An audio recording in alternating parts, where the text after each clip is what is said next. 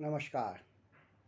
मैं प्रार्थी कौस्तुभानंद जोशी, उत्तराखंड निवासी, विश्व समाज का एक नागरिक होने के नाते रूस यूक्रेन युद्ध के संदर्भ में तथ्यों का संपूर्ण अवलोकन इस विषय पर एक विचारक के रूप में निर्लेप भाव से अपने व्यक्तिगत विचार प्रस्तुत कर रहा हूँ।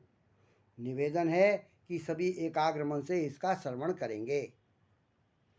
नाटो की सदस्यता को ग्रहण करने में यूक्रेन द्वारा बरती गई अति आतुरता और नाटो गठबंधन द्वारा परोक्ष रूप से इस बाबत यूक्रेन को उकसाने के कारण ही आज रूस यूक्रेन युद्ध अपनी विकरालता को छू रहा है। अब इस युद्ध का स्वरूप तृतीय विश्व युद्ध के रूप में परिवर्तित हो संपूर्ण विश्व व मानव सभ्यता को मटियामेट करने को आतुर हो चुका है।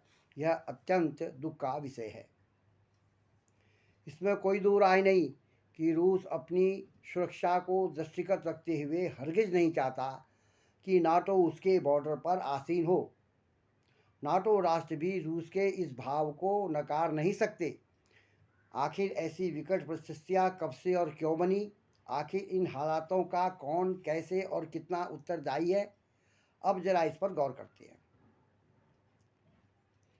24 अक्टूबर 1945 को द्वितीय विश्व युद्ध के बाद संयुक्त राष्ट्र संघ की स्थापना हो गई थी। तब इस संयुक्त राष्ट्र संघ के अधीन संयुक्त राष्ट्र सुरक्षा परिषद नाम का एक महत्वपूर्ण अंग भी अस्तित्व में आया था, जिसका एकमात्र लक्ष्य अंतर्राष्ट्रीय शांति और सुरक्षा को सुनिश्चित करना था। ऐसा अनुपम लक्ष्य सुनिश्चित होते हुए भी तब संयुक्त राष्ट्र संघ की धारा 15 के अंतर्गत 4 अप्रैल 1949 को उत्तरी अटलांटिक संधि संगठन अर्थात नाटो के रूप में एक नया गठबंधन अस्तित्व में लाया गया, जो अपने जन्म काल से ही अपने आर्टिकल 5 के अधीन सामूहिक सुरक्षा के नाम पर एक मजबूत मिलिट्री गठबंधन भी बन गया। यह नाटो तब के सोवियत संघ यूएसएसआर के खिलाफ सामूहिक सुरक्षा के नाम पर बनाया गया था, जिसका एकमात्र उद्देश्य पश्चिमी यूरोप में सोवियत संघ की विचारधारा और फैलाव को रोकना था। विचारक की दृष्टि में तब केवल संयुक्त राष्ट्र संघ व संयुक्त राष्ट्र सुरक्षा परिषद के तत्वाधान में ही विश्व की सभी समस्याओं का निराकरण किया जाना चाहिए था।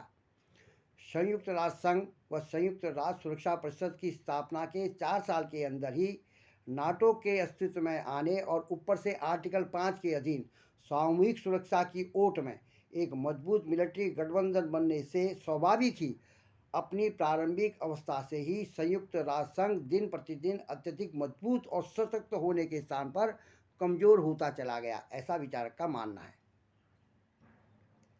नाटो आज अपने तब के एकमात्र उद्देश्य पश्चिम यूरोप में सोवियत संघ की विचारधारा और फैलाव को रोकने के भाव तक तो सीमित नहीं लगता है। आज खुद नाटो के हाथ और पांव कहां कहां तक फैल चुके हैं और फैलते जा रहे हैं, यह सर्वविदित है। प्रारंभ में इस नाटो गठबंधन में 12 सदस्य देश थे, जो आज 30 शक्तिशाली देशों का एक मजबूत गठबंधन हो चुका है। प्रश्न यह है कि जब 26 दिसंबर 1991 को यूएसएसआर 15 देशों में विभाजित हो गया था, तो तब संयुक्त राष्ट्र संघ ने नाटो गठबंधन का उद्देश्य पूर्ण होने पर इस नाटो को, जो उसके आर्टिकल 15 से ही जन्मा था, को तब समाप्त क्यों नहीं किया? इस बाबत संयुक्त राष्ट्र संघ ने आज तक समय समय पर क्या प्रयास किए, यह अपने आप में एक ज्वलंत प्रश्न है। यूएसएसआर के इतने बड़े विघटन होने के बाद भी आने वाले वर्षों 1999, 2004, 2009 में भी नाटो गठबंधन का विस्तार होता ही चला गया, जो आज भी जारी है। ऐसा क्यों? यूएसएसआर नहीं रहा तो नाटो गठबंधन भी अपने अस्तित्व में नहीं रहना चाहिए था। सुनीति तो इसे ही कहते हैं। प्रार्थी के दृष्टिकोण से तो यहाँ पर संयुक्त राष्ट्र संघ की अदूरदर्शिता परिलक्षित ही हो रही है। संयुक्त राष्ट्र संघ की इस अदूरदर्शिता के कारण ही नाटो गठबंधन, जिसमें सम्मिलित सभी राष्ट्र जो आर्थिक रूप से संपन्न और सैन्य शक्ति के रूप में भी बलवान थे, संयुक्त राष्ट्र की अपेक्षा एक समानांतर गठबंधन के रूप में तेजी से उभरकर ज़्यादा संगठित, ज़्यादा बलवान और ज़्यादा मजबूत होते चले गए, ऐसा विचारक का मत है।